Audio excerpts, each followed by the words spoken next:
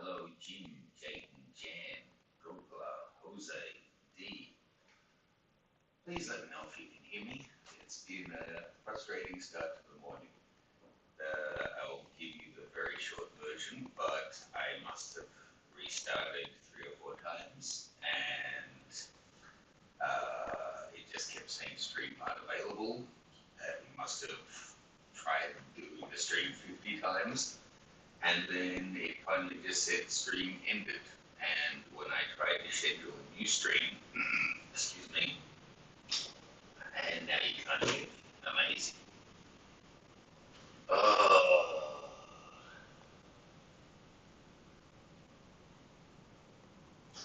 really? You guys can't hear me?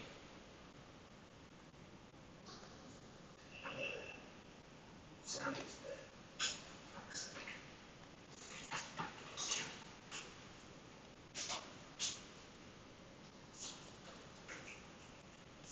Test, test, test. On my end, the audio is looking correct.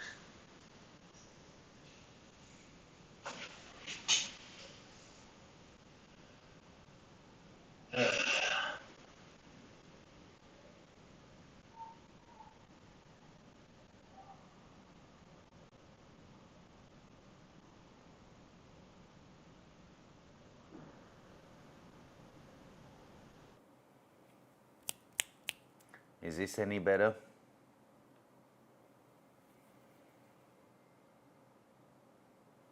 I am not on the camera mic.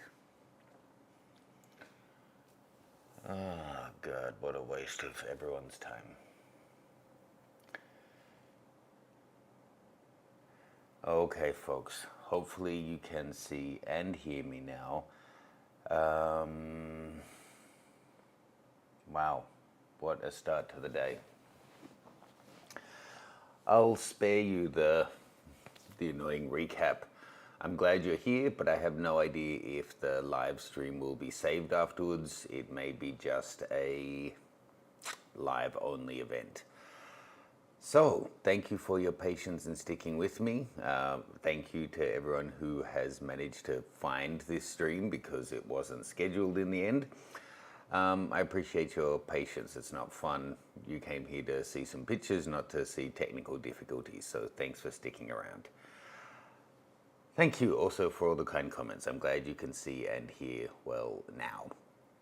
It is 8:40 a.m. Monday morning here in Hong Kong. Today's actually a public holiday. I think it's a public holiday in Australia as well, and I'm not sure about the rest of the world. Where are you guys chiming in from? I'm seeing some new faces in the crowd, which is really nice to see. Let me gather my composure. Now that we are up and running, I'm going to be running through all the entries we had for the September Waterfall competition. I wanted to let you know the October competition is going to be a little bit of a special one. It's going to be open topic, so you can have any genre of image. It could be a portrait or a landscape or a pet or an abstract or anything you like. But I do want it to have been taken in 2023, so you need to make sure that you have the metadata embedded in the file. Check out mattgranger.com/live for the details on that one. And I'm going to be giving away a couple of big bundles of prizes valued at around or over $1,000 for that one. So you can head on over and enter your shot for that one. Still one shot per person, only your own work, and blah, blah, blah, blah, blah. And I haven't put it on the page yet, but if you're submitting anything that includes nudity, then I have to ask that you, well, I'll put the full write-up on the page after this. You basically can't anymore. It sucks. Yeah, what else? I think that's pretty much it. For this week's episode, I had actually hoped to have something live that I was going to give as the prize, but it's not quite live, but it should go live in October. So our winners today will get a copy of my new upcoming guide related to Iceland, perfect for waterfalls. It's basically a guide to Iceland based on my dozens of times visiting there, all the places you want to go, how to prepare, how to pack all the equipment and everything you need to organize an amazing trip to Iceland. So, I'm having another fun thing today, which may cause us some hiccups in the live stream. I normally am running off 3 monitors, my laptop and then 2 external displays. I have it cut down to just 2 because Lightroom just keeps jumping from display to display. So I've now got it set up so that if it moves to the wrong display, I can catch it in my window capture still. But physically, hopefully it doesn't jump too much because it is going to cause some hiccups every time that it does. So let's see how we go today. Again, thank you for your patience. Thank you to everyone who submitted images. Let's take a look at the shots. I'll come back now and then to look at any questions you guys have submitted. So please share your feedback on the images. Please send me in any questions. And let's go. Okay. It's a waterfall. We're off to a cracking start.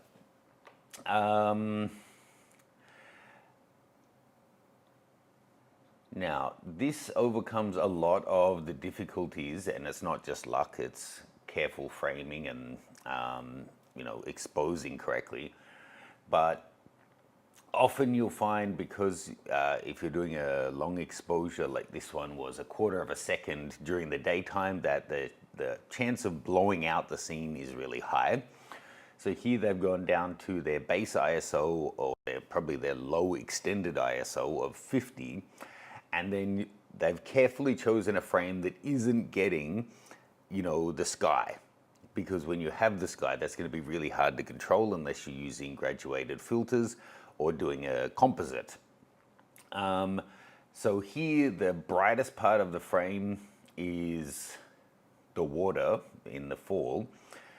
I don't know if that's been brought down. It does look a little gray, but the rest of it, there's no hot spots, which is the most common issue that you find on these long exposure shots. I actually think, though, looking at the histogram, you have no whites in the shot. I actually think you could pop the whites up just a little bit to help pop the highlights a little bit. But I think that is a really nice shot. Now, I actually did just see the name on that one, but I'm going to review them without seeing names. And then we'll circle back. Okay, for example, if we take a look at this image, it does have very obvious blown out areas. So I didn't do this one after the other so that I could make my point so clearly, but this really does make the point that I was trying to say. Now I'm going to close this toolbar so that my fat head isn't covering the image. But you can see all the highlights there have just completely blown out. And I think this also needed to be a wider lens. I feel like this has great potential if it were a little bit extended on the right of frame and if the whites weren't blown out. But now bringing that histogram back in, all of this area is completely blown out. Which is a shame because, to be honest, it would have been a contender to win, but I think with that exposure, it's a ruined image. There's nothing you can do. Once you hit white like that, if we bring our exposure down, you'll see they stay white and then they just go gray. You're never getting any color back or any detail back in those areas. That's the thing with the digital file. When you hit 0 or you hit 255, you're at pure white or pure black, and there's no data there remaining. And that's happened here a lot. Given the settings, 3 seconds, ISO 72, f11, I mean, to be honest, it already looks like a HDR image because you've got all the way through to pure blacks in there. I would say maybe reprocessing the HDR and leaving out your most highly exposed images, or doing a simple composite where you shot it at 1 second to get the exposure of the highlights and then 3 seconds to get the exposure of the woodlands, something like that, and blend those two. Um, well, this is quite abstract. Again, the whites are burnt out, but it's kind of, I guess, what you're going for on this, having the huge contrast of black and white here. I don't want to be like a pixel peeper, but I do think it would work better if we had a little bit more detail there rather than just burnt white, burnt black like this. Although not all the black is burnt. I'm sure if we bring it up, we can get some detail back there, but you can see she's a bit of a mess already. Okay, now here is a fairly nicely controlled image that demonstrates what some of the challenges are with waterfalls and landscape in general, is when you have small areas of the frame picking up light and others not. So in this case, all around the mouth of the waterfall is in bright light. And isn't it interesting how the green filters down there? It's like, I don't know, it's almost like the undergrowth from the riverbed hasn't torn off at that point where it's falling over the cliff yet.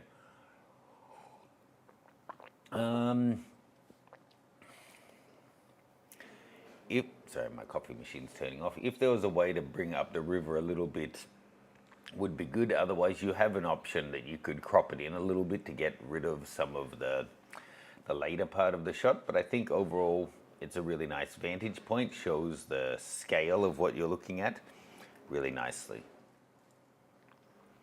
Here we have some sheep, and why wouldn't you want a subject in a waterfall shot? Beautiful. The only thing I would say is that the grass takes up as much frame almost as the waterfall, and we don't see the mouth of the waterfall. So I don't want to just crop like crazy, but I do wonder if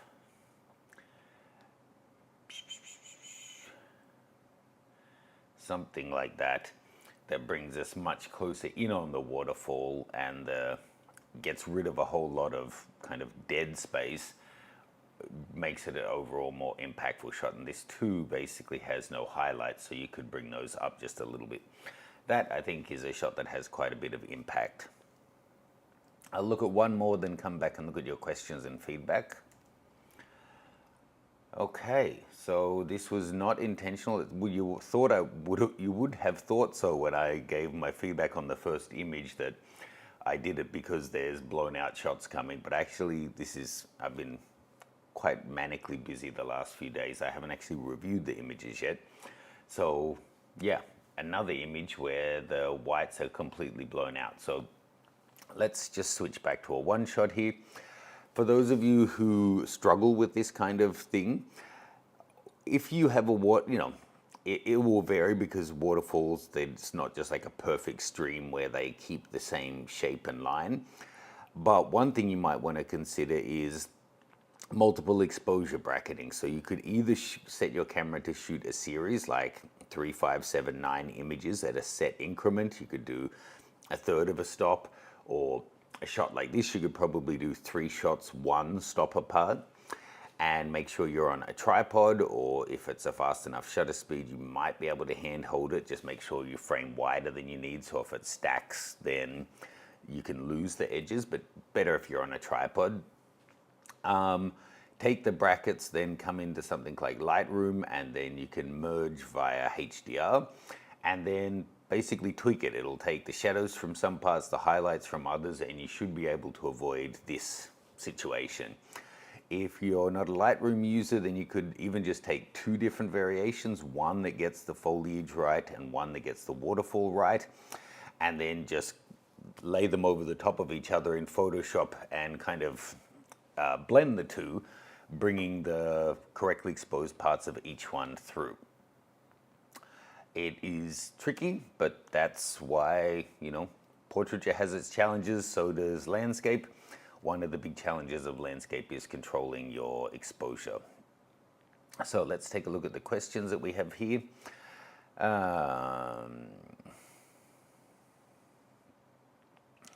just skipping past all of the audio times where audio was terrible at the start. So, hi to Jose, Richard, Process, Jim, Nerd, Nick, Craig, Zake, NLC, Anna, Thomas, Richard, lots of people. I won't read them all because that's not the funnest thing. But looks like we've got a great mix of locations here as well. Any questions or comments? Everyone who's been around the internet for more than 5 minutes know tech issues happen. Don't let it beat you down. I'm from Sweden, but currently on vacation in Dallas, Texas. Lovely. A friend of mine just moved to Dallas, Texas. Hopefully you're enjoying it. Alex Grigida, I got in late, so I probably missed it. Are you ordering the ZF? Nope, you didn't miss it. I don't tend to talk about gears or gas on the live stream. It's all about photos. I think the ZF is a great camera, but if I bought every great camera, I would go broke. And no, I'm not planning to buy it.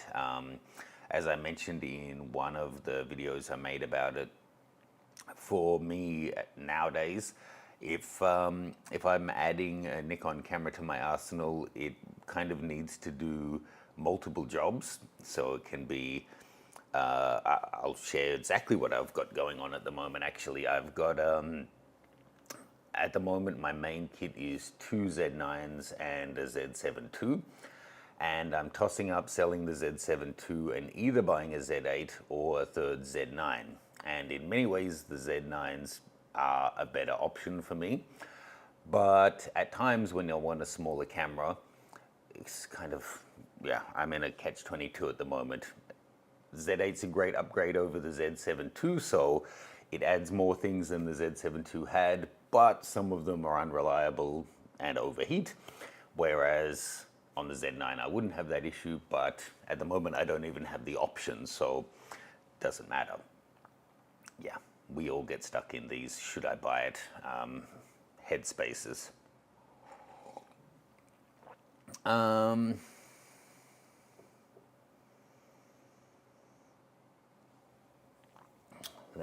Let's see.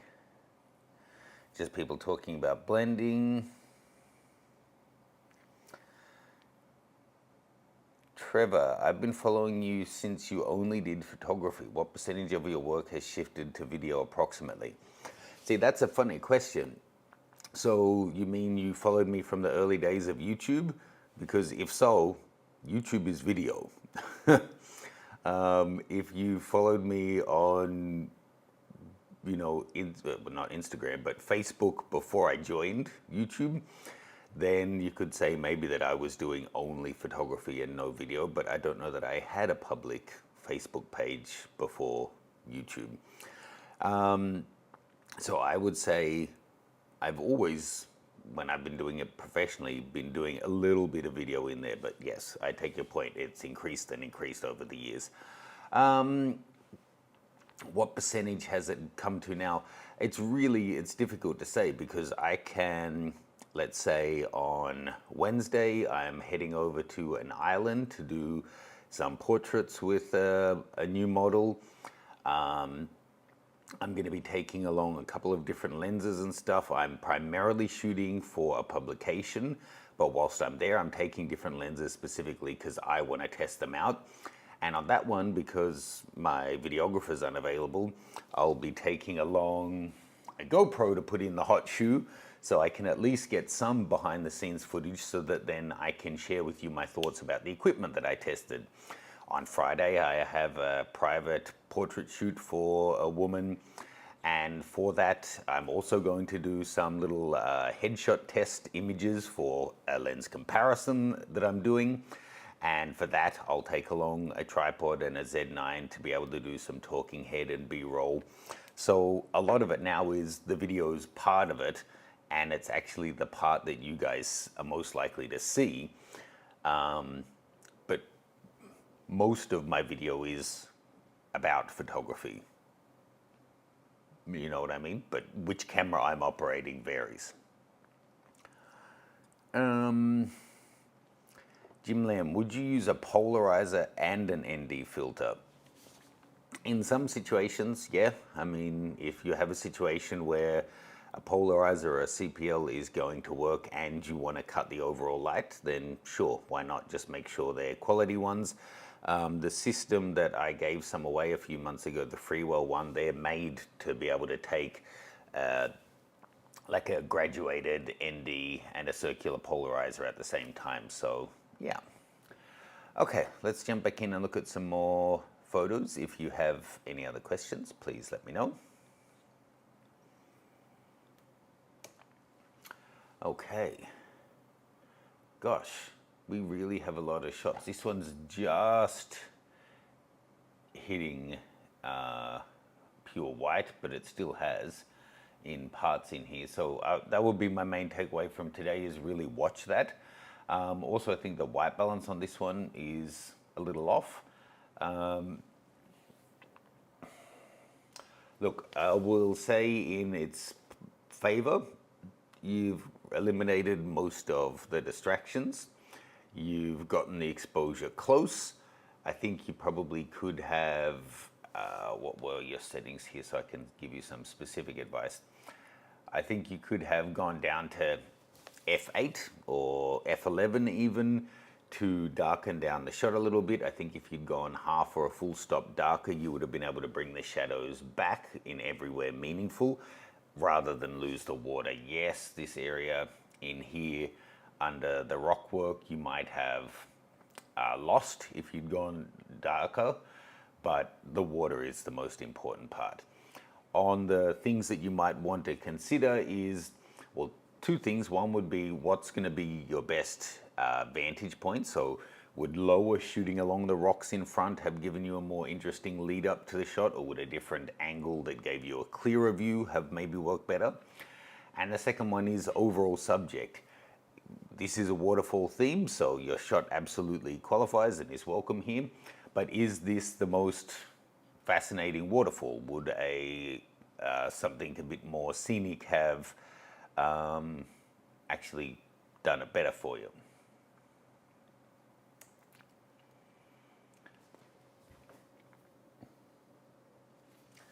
To my surprise, even this one, the water looks like it's clipped. Yeah, it has. You see that? See my histogram, still got that huge spike. And then here, yeah, big time. Is what it is. But it does really stand out, especially when the dark areas are already in the, pretty much in the lowest quadrant. I think this shot really has some potential. The framing overall is quite nice. I think this part, you know, maybe if you came in a little closer to focus on the house, the rocks, and this part of the waterfall, you could have the three pieces and have them all a little bit more dominant in the frame, because to capture this left part, which at the moment is the biggest and most prominent part of the waterfall, only because it's closest to the camera, means that we then have to have this empty area of cliff face and all this greenery that has no interest in it. If you came in that much closer and had it be, you know, this waterfall, those rocks and the house, there's less image, but it's more filled up.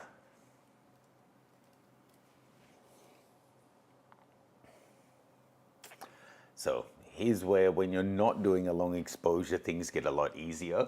Here, a much brighter image, but actually the whites haven't blown out because this was taken at 1/8,000th of a second, but at really quite incorrect settings. So this is taken at ISO 3200 f9 1/8,000th of a second. Unless you absolutely needed 1/8,000th of a second because you wanted every ripple in the water, I think you could have dropped your ISO a whole lot and your shutter speed a whole lot, and you would have a lot more clean information to work with on your edit. I mean, this is still a waterfall. It's kind of the rapids though.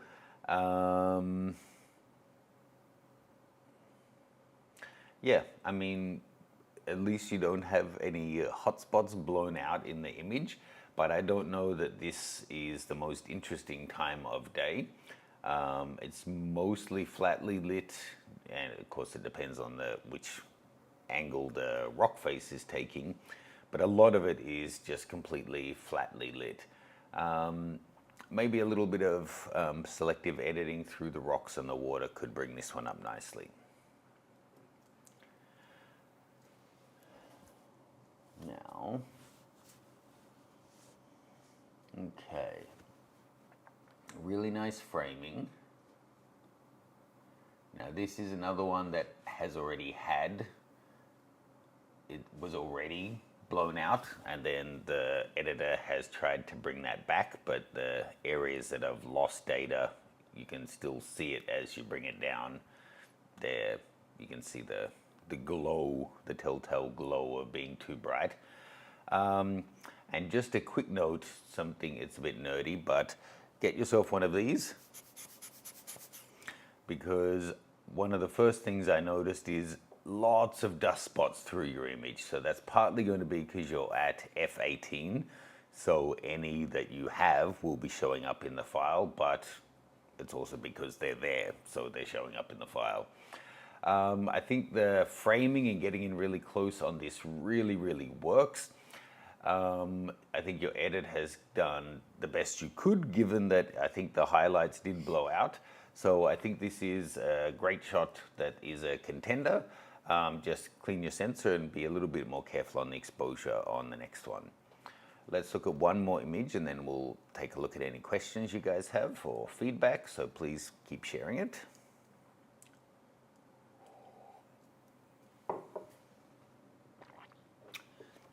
Just want to make sure yep, that's the whole image that I hadn't zoomed in. Wow, it's kind of trippy, I guess. It's just that exact amount of movement makes it look almost like it's out of focus blurry, but it's just movement blurry.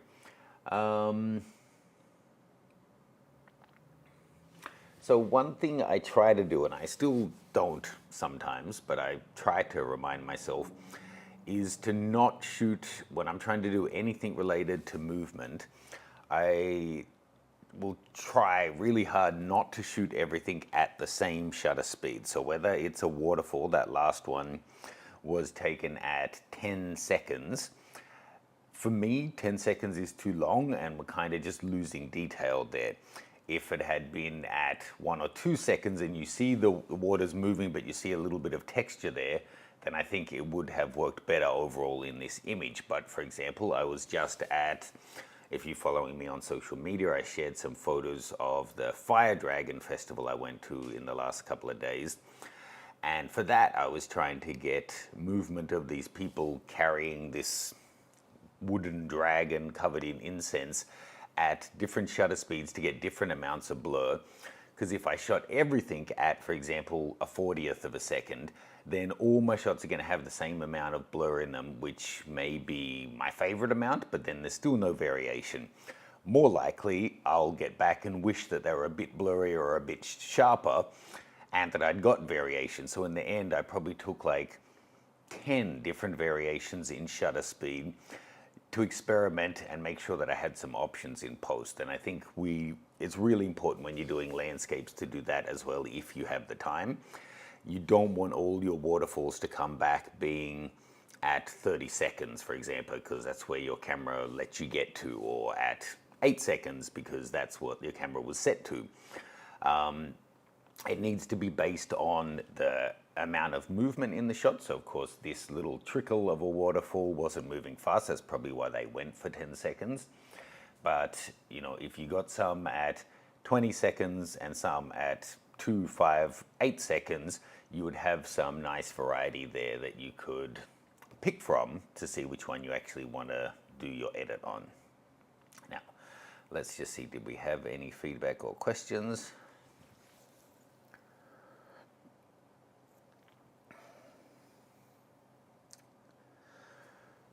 Max Mueller, I've never shot with a model that I didn't already know and felt comfortable around. Do you have advice for finding models to work with?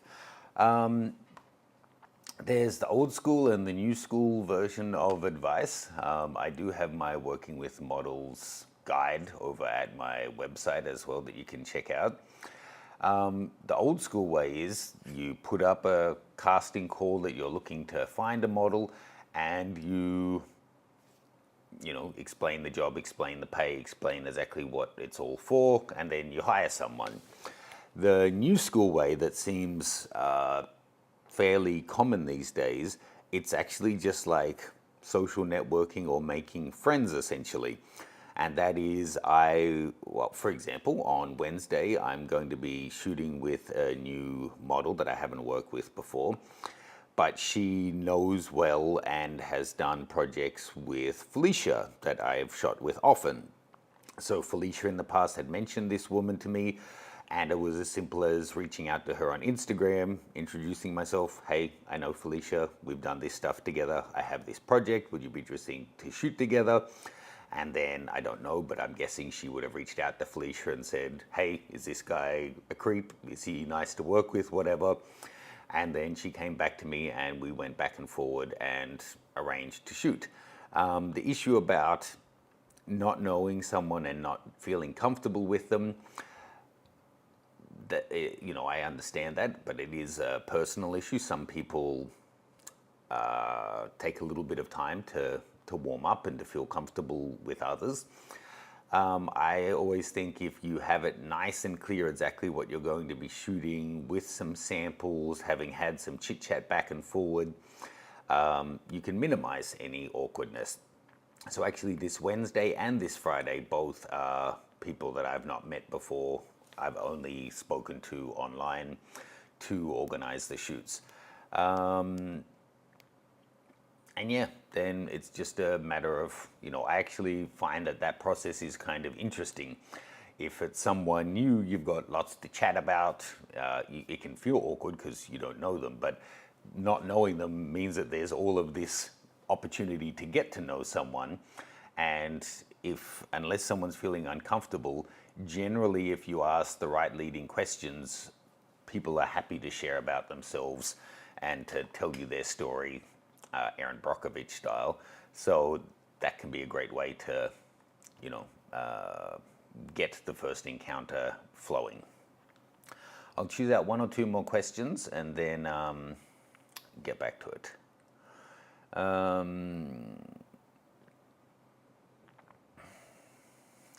Beta Facts. Where might the ZF rank among the competitors? Looking to go full frame from Micro Four Thirds. Rented an A7 IV. Blown away by what it can do. Hated the ergonomics. Any recommendations?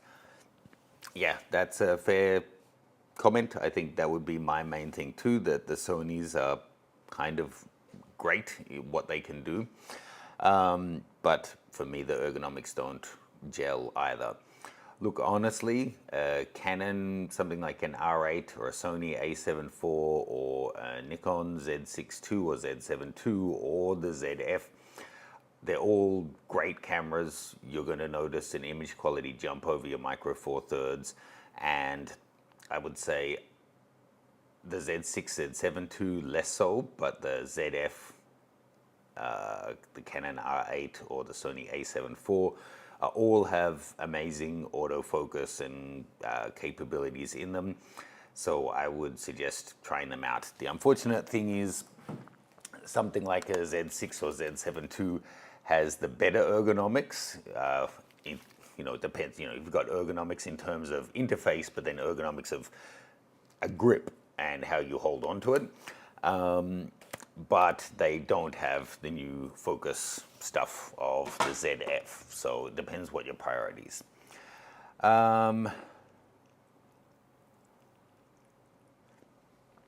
Last question here, and then I will come back to all your other questions, but I'll just finish the images. Nick Kushinov, do you indicate it is a paid shoot or not in the first communication? Generally, yes.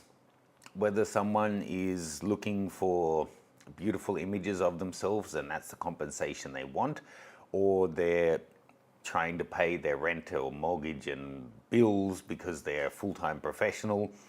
I think it's good to not waste people's time by maybe having them think it could be paid work and then it's actually not. So I would say most of the time, yes, I do. Occasionally, it may be before making a full proposal to someone, like the shoot I have on Wednesday, that I would say, hey, I've shot with this person that you know, they said you might be a good fit for this project I have going on. This is the project, this is the concept, this is what we're shooting. Is that something that you would be open to shooting? And then, there's no point making a formal offer to someone if, for example, they don't shoot in the water, or if they're not able to travel to the location you want, or. But generally, yes, I think there's no point this cloak and dagger, in the same way that I hate it when I get a dozen emails a day from companies wanting to send me stuff and kind of implying that there could be some business thing tied up here, but then actually, no, they just want to send you some tat to try and get you to flog it, and they're not willing to, they don't have a budget, they're not willing to do anything. Okay, I see more great comments coming in. Please keep sending them in. I will come back to them. Let's just get these images reviewed. Okay. Now, just a note, folks, this is an example of a file, if you can see it, that has no metadata, so all the shooting info, and that means the date won't be on it either. For the October competition, where I'm asking you to enter any theme shot, but it has to have been shot this year, make sure your metadata is embedded, otherwise it won't be considered.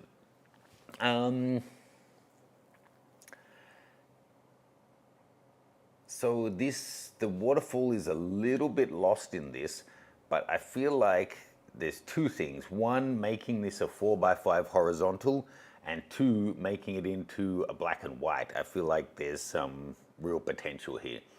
So whoever's photo this is, I hope you give me permission to try this. So I'm thinking 4x5 horizontal. Where do we want it?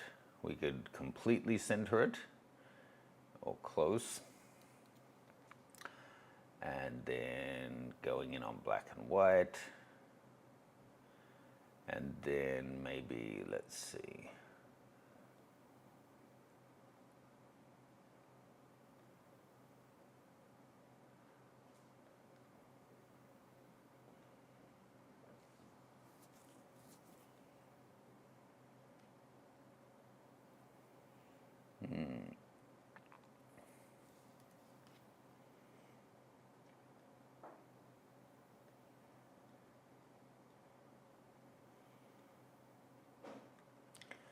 Probably a bit gritty for most people's taste, but what do you think of that versus where we started out, which was here? Personal preference, I realize. The waterfall part I just feel is a little bit lost, and maybe bringing in a little from the sides helps focus it down a little bit. Woof! This one is saturated. And another one where the whites have blown out and tried to be controlled. Again, I appreciate it's difficult, so has the sky, I think. Yeah. I would say just try to shoot your images that little bit darker. If you're, if some of the shadows under this rock are unrecoverable, that's not damaging the photo, but having the water blown out is. I think otherwise it's quite a beautiful frame. I think you could frame it down a little bit, so you're not getting the sky that you need to fight so much. Like a frame like that, I think works even better, getting rid of some of the excess, focusing us right in on what's the real meat of the image, which is that triangular shape you're getting from the waterfall.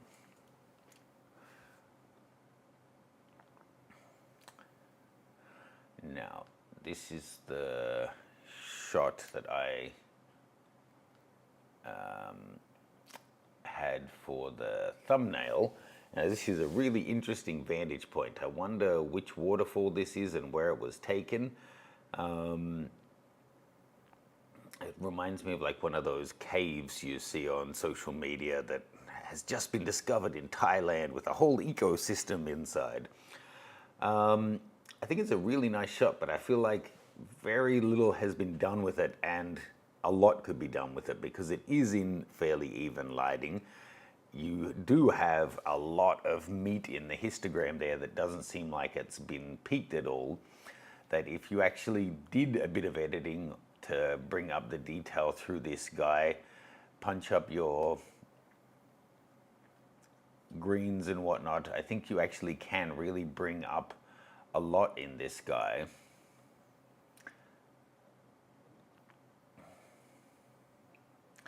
That will help to make it pop. So I mean, that's just the tiniest little adjustment, but I think it already gives it a fair bit of pop. But I give that one credit for being well exposed and an interesting vantage point. Gosh, another that's just completely blown out, unfortunately. If you are just joining us now, rewind 10 or 15 minutes. I talked through ways that you can avoid that. I would say one thing you have to keep in mind, and this is a nice takeaway for all photography, especially landscape, especially waterfalls, it's really easy to be taken in by how beautiful the moment is and the experience of being there. But this shows how difficult it is to translate that into an image that actually captures that atmosphere for others as well. A lot of what you're getting from the waterfall is auditory and your other senses, not just the visuals. And when you're taking a long exposure, you're creating an image that wasn't even there. Like, we couldn't see that long exposure. You were watching the water moving, and that's what the charm was coming from. So the tendency to have everything completely blurred out, I think we need to question if you're trying to give people the sense of having been there. Well, a 1, 2, 5 second exposure doesn't, because that's not what we saw at the time. And other than the shots that were taken at like an 8,000th of a second, I don't know that we had many waterfall shots that were entered here that weren't trying to turn the water to milk. And at least half of them, to a degree, failed at that because they then blew out the water. So think about what it is you're trying to communicate and what's the best way to get there. Yeah, I think parts of this had also blown out, but here, given the snow-capped background and everything, it kind of works. The only thing is, because of the edit, you've kind of removed the highlights, which you want for contrast, and when you put them back, it then becomes evident again that the shot is blown out. There's two ways to go. I like that we feel nice and close into the waterfall here, but I don't feel that this side of the image has that much visual interest, that maybe bringing it in again actually works a little bit better, that we're just focusing in on where's the most concentrated visual interest. I know these waterfalls, and here is one that hasn't gone for a long exposure, and this is much more realistic to how the falls actually look. This is in northern Laos. I forgot the name of it, but it's not too far from... Gosh, I'm totally blanking. Forgive me, it's early morning on a public holiday. But a beautiful spot. And well done getting it at a time of day. Challenge of this kind of waterfall is getting it at a time of day when there aren't other photographers in the shot or people bathing in there, because all of those big plateaus are areas that you can actually go and swim around in. It's not a violent or difficult waterfall at all. It's quite beautiful. Something like the Jiangxi waterfall.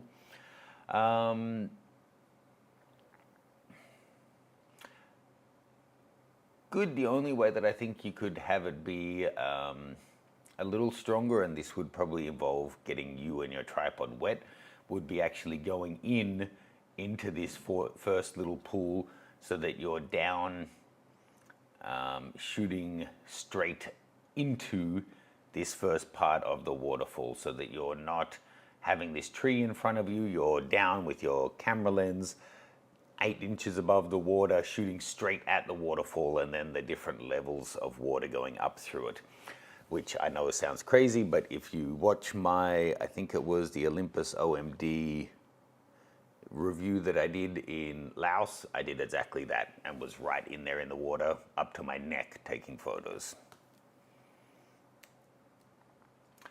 Another cool vantage point, another one that I feel like a bit more careful editing could really bring up, but I think that one works really nicely actually. It's got great potential. Nice work. And I think that's us back to the beginning. Yes.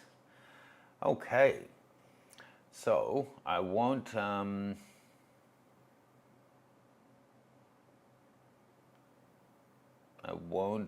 ask you for your feedback on which one you think should win. I'll just take a quick little look here.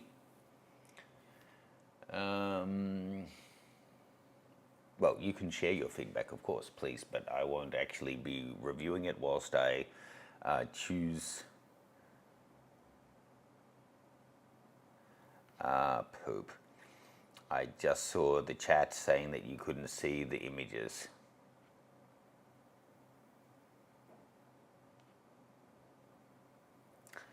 Shit. Okay, what were the last images that you didn't see? I'm guessing you saw this one. You saw this one? This one, I was saying it is actually, I think the exposure's been brought down. And I think that this kind of a crop works a little bit better. If it had been shot at a lower exposure, then you could bring the highlights back. This one is the waterfall in Laos that I was saying I've been to. This is the original image, but I was suggesting if they got into this front little pool shot with a wide lens straight at the waterfall, you'd get quite an interesting vantage point. And that this is one where they've used a shutter speed that actually captures some texture in the water, which is much more familiar to how the place actually feels when you're there, rather than everything just being milked out. And this was the one that I was saying I think it could do with some more editing, but that this overall image, the way it's been framed by the rocks and the palm fronds, I think actually has great potential. Still a little bit challenging lighting conditions, but I think it works really nicely. And then this brings us back to the very first image, which was lathes. So I know that because it's here and I accidentally saw the name when I was checking it out. So now I will choose out a winner.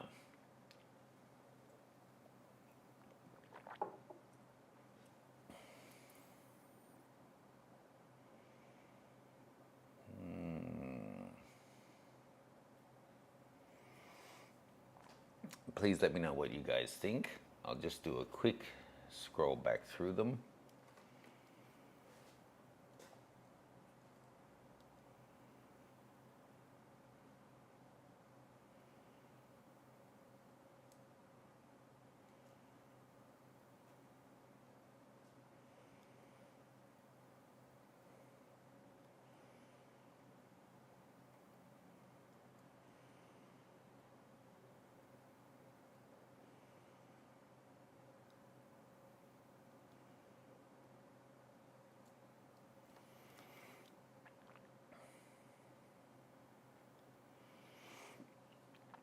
Okay, so my feedback were that this one I think is framed really nicely and has great potential to edit up.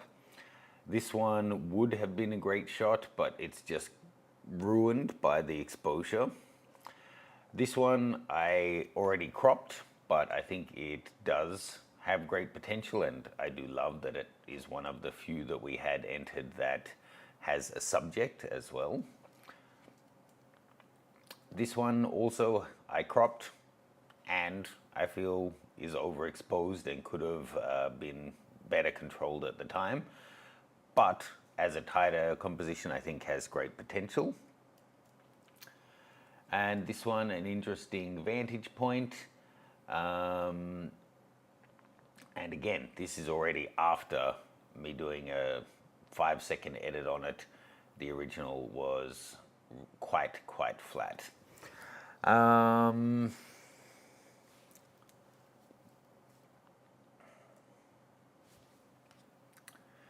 looking at them like that, given I did little crops and this and that on so many of them, I actually think the strongest that didn't have technical issues or overexposure or this or that, I actually think maybe this one. And this is Jeff Mandel. So congratulations, I think that's great. I do think the framing and maybe having them not right in front of the mouth of the waterfall could work even better, but I think that's a really nice one. So congratulations. Now, I saw a comment here, Sean Williams, my image not included, Boat Camp Falls.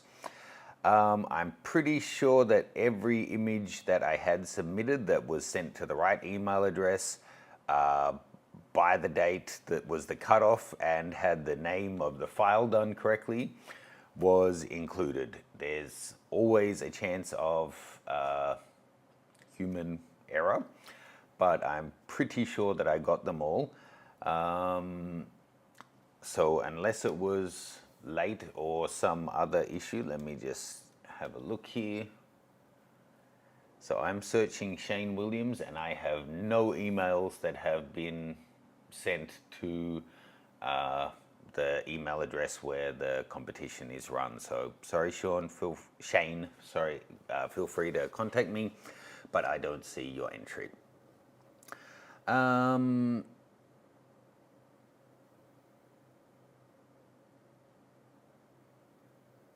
Okay, so thank you all for your comments and interaction. Thank you so much for joining this cluster F of a show this morning, with the stream not being willing to start and then being in a random different stream and then having audio issues at the beginning. And here we are. We finally got through it. So thank you all so much. I've actually got some huge things coming this month. I can't wait to share them with you. Can't share just yet, but do stay tuned. And for the October competition, as I said, the theme is open. You can have any image, but you need to include the metadata, and it needs to have been shot this year. And I'm putting it in the chat now. Here is the link where you can find out the details on how to enter and enter. So please head on over and check that out. Hope you guys have a great month. I've got lots and lots of videos lined up. I've got some travel coming up, so I have lots of stuff lined up to go live before that. Again, Shane, I don't see your image, so maybe you can hit reply to it and make sure that it was sent to the right email address and all of that kind of thing, but I am not seeing one here for you. So sorry about that, mate. Hope I'll see you in the next comp. Have a great weekend, and I'll talk to you later. Bye.